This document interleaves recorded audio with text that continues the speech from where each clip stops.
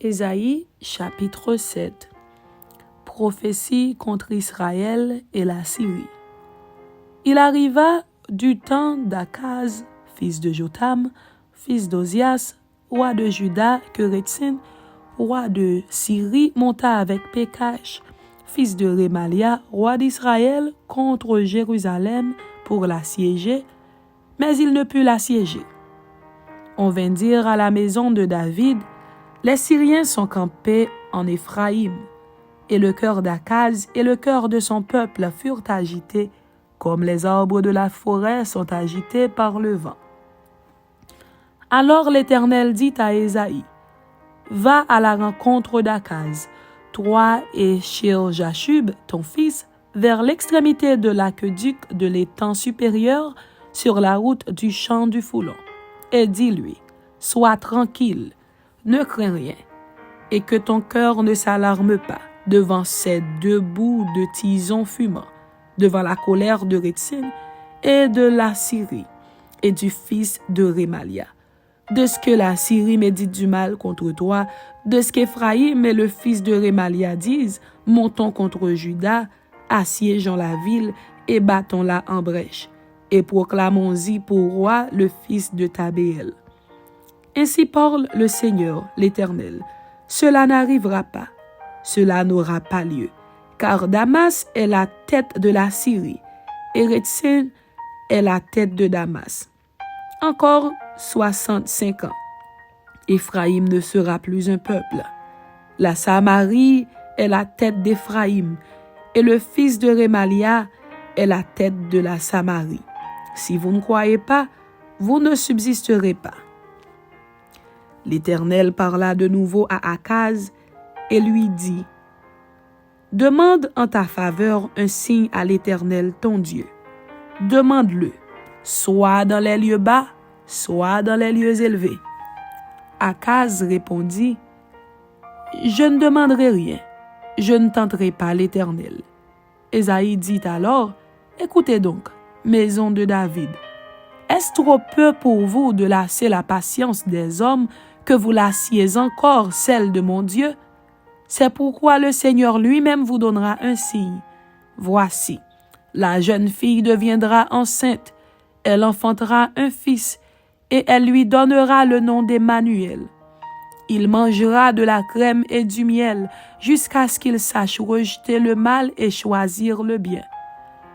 Mais avant que l'enfant sache rejeter le mal et choisir le bien, le pays dont tu crains les deux rois sera abandonné. Menace contre Juda. L'Éternel fera venir sur toi, sur ton peuple et sur la maison de ton père des jours tels qu'il n'y en a point eu depuis le jour où Éphraïm s'est séparé de Juda, le roi d'Assyrie. En ce jour-là, l'Éternel sifflera les mouches qui sont à l'extrémité des canaux de l'Égypte et les abeilles qui sont au pays d'Assyrie.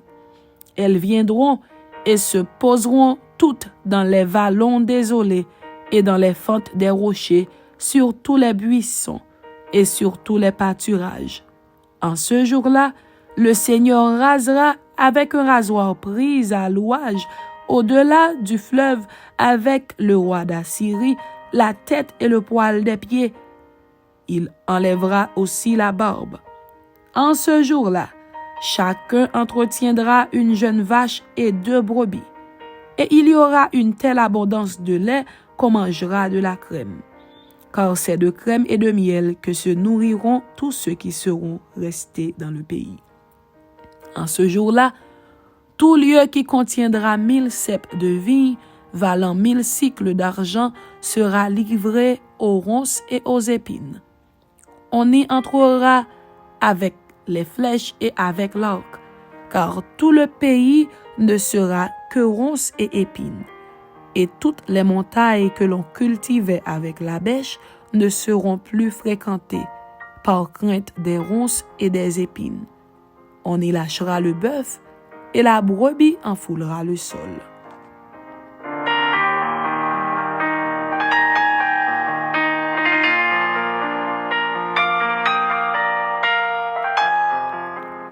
Ésaïe chapitre 8.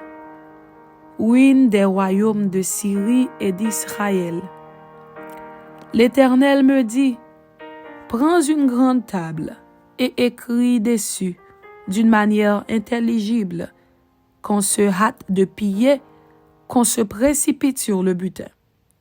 Je pris avec moi des témoins dignes de foi, le sacrificateur Uri et Zacharie, fils de Bérékia.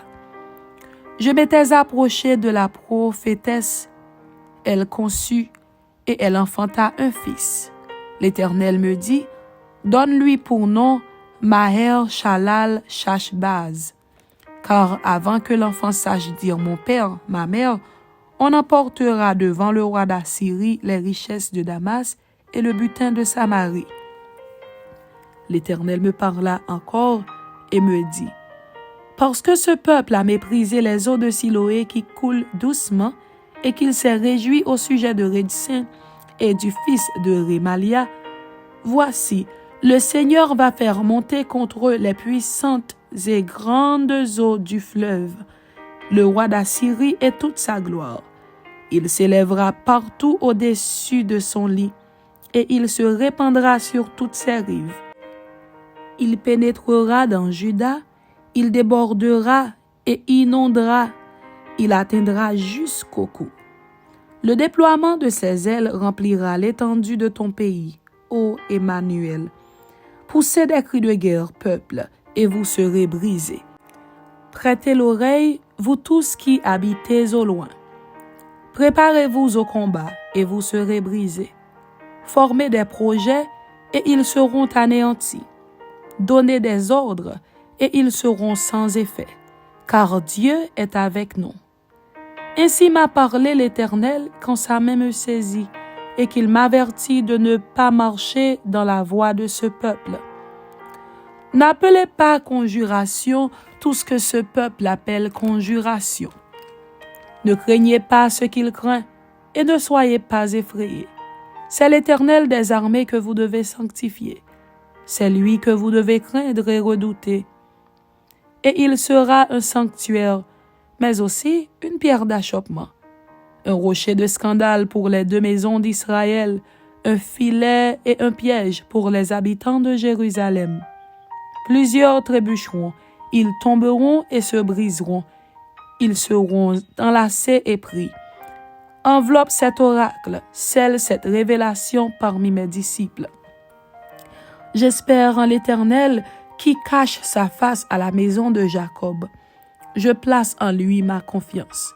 Voici, moi et les enfants que l'Éternel m'a donnés, nous sommes des signes et des présages en Israël, de la part de l'Éternel des armées qui habite sur la montagne de Sion.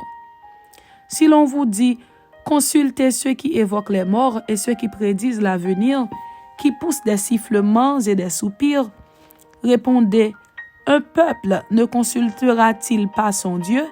S'adressera-t-il aux morts en faveur des vivants? À la loi et au témoignage, si l'on ne parle pas ainsi, il n'y aura point d'aurore pour le peuple. Il sera errant dans le pays, accablé et affamé, et quand il aura faim, il s'irritera, maudira son roi et son Dieu, et tournera les yeux en haut. Puis il regardera vers la terre, et voici, il n'y aura que détresse, obscurité et de sombres angoisses. Il sera repoussé dans d'épaisses ténèbres. Temps messianique. Mais les ténèbres ne régneront pas toujours sur la terre où il y a maintenant des angoisses. Si les temps passés ont couvert d'opprobre le pays de Zabulon et le pays de Nephtali, les temps à venir couvriront de gloire la contrée voisine de la mer au-delà du Jourdain, le territoire des gentils. Amen. C'était Ésaïe chapitre 7 et Ésaïe chapitre 8. Que Dieu vous bénisse. Amen.